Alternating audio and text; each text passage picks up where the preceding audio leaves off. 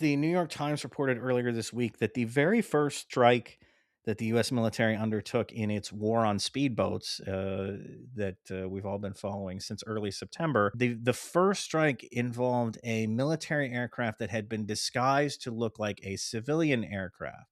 Now, there are some considerations here in terms of why it was disguised and whether that played into the strike. There are indications that the plane was flying low enough to be seen by the people on the boat that was attacked. They may have recognized it as a civilian aircraft, in which case, there's a term for this in international law. It's called perfidy.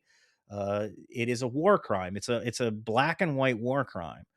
You cannot disguise military vehicles or military vessels as civilian vessels in order to gain an advantage over your adversary. And under the Trump administration's own terms by which it is waging the war on speedboats, which is that the U.S. is in an armed conflict with drug traffickers, that makes this a war crime pretty unambiguously. Like I said, there may be some kind of on the margins wiggle room here, but the way the New York Times described it, it seems pretty clear that it was a war crime. And I know it's sort of quaint at this point in the Trump 2 era, I guess, just in general, to talk about international law and war crimes.